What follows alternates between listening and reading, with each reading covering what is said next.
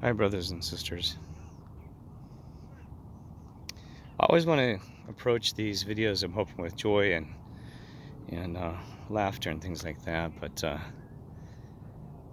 this one, I'm just wanting to talk a little bit about reflections that I'm going through on this earth and things I've learned today that a creator, reality, in our world.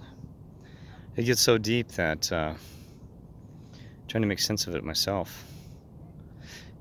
And I'll put more about that video. I don't mean to.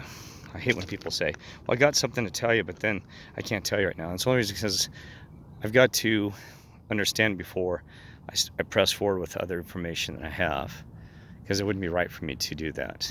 And so that's just why I'm in this mode when I start talking about things today, so you understand where I'm coming from this evening. But anyway, so here we go. Here's the thing: is that if you're to noticed that when you are in some, I'm looking at the sunset. Have you ever noticed when the sunset's kind of somewhat, it's in that in-between stage where, it's setting and you can't almost see the ground. You kind of get, you get disoriented, you can't see. It's kind of like when you're driving down the road and you get flashed with that sun in your eye. And it's not just the sun in the eye, it's also the contrast and the darkness that makes it very difficult for me to like look around. Sometimes you can't see well in this camera, but it's actually getting better now where I can actually see the ground. But there's always that stage where even if you're turned away from the sun, that the light it gets blurry where you can't actually see the ground and look up at the same time. So, and that's kind of sometimes how we are in this world, is that we get confused with all the things about, with our creator, or forget that the creator exists and still there, and our God is there. And because it gets so murky, you got the sun, brightness and light, and then you got this other end of the spectrum where you got this darkness.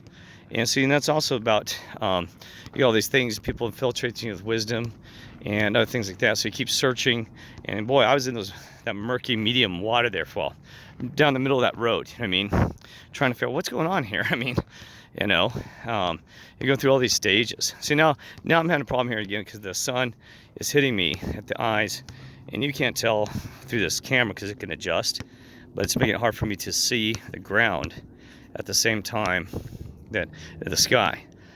So eventually, my point is this: is that you got to find the brightness of your creator all the way, and also understand the darkness that you can get away from that. So it's duality. So you're moving away from that.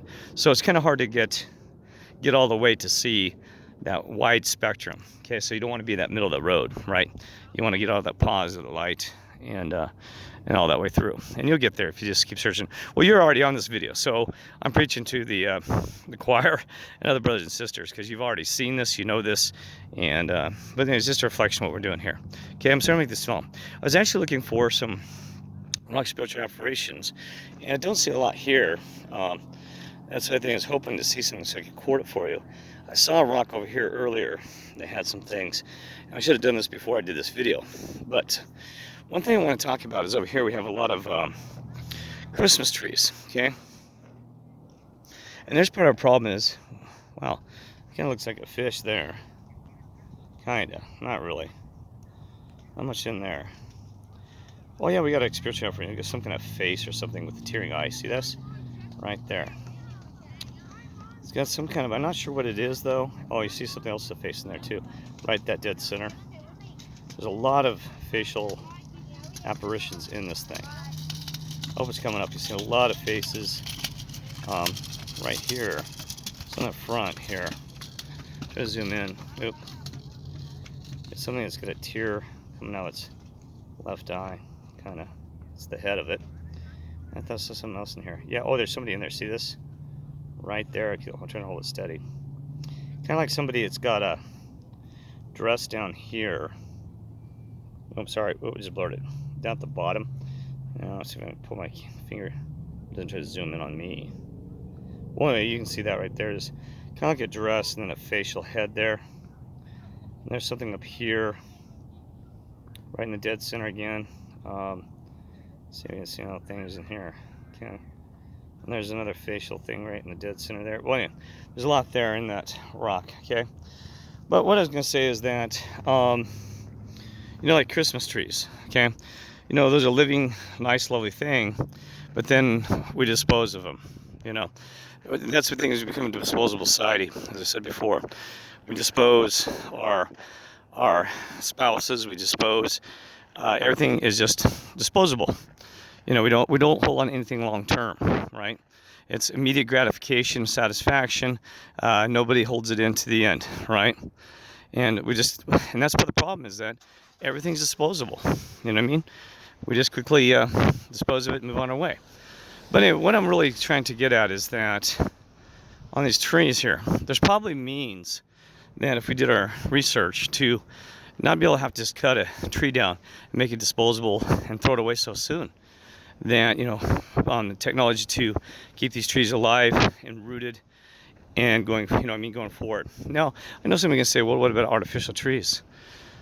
Well, we got enough artificial rolled in already. And you got to realize that artificial process, you're throwing a bunch of pollution into the air, and then you have to deal with that when it breaks down and everything like that. Yes, so we would have to measure whether, does that tree and longevity that better than damaging the earth. See, that's the thing, is we don't have a balance between the artificial world and the natural world right now. Because if we had that balance, there's probably a balance. Then I can't speak for God. There was probably supposed to be meant to be a balance between the two, but everything's moved so artificial, like we talked about. Artificial foods, people, artificial, replacing way too much of the natural, way too natural, right? So that's part of the problem that we've run into, right? But that's what's sad about this whole thing. And because look at these trees. I mean, you got these wonderful trees that were, they brought joy to these people in the homes and stuff like that. You know what I mean? But then they've been disposable, like everything else. And some of these have lights on. I hope they take them off and reuse them and stuff like that. I mean, I don't know what the process for that. But anyway, all right, that's all I have. Recyclable. Let's make things last longer term. You know what I mean? Everything we do, the marriages, our friends, the people we have around us, a longer term earth, instead of just quickly disposing of everything, right? It's not to be disposable. It's all be longevity. Live longer, happier, and that's what it's supposed to be. All right, God bless.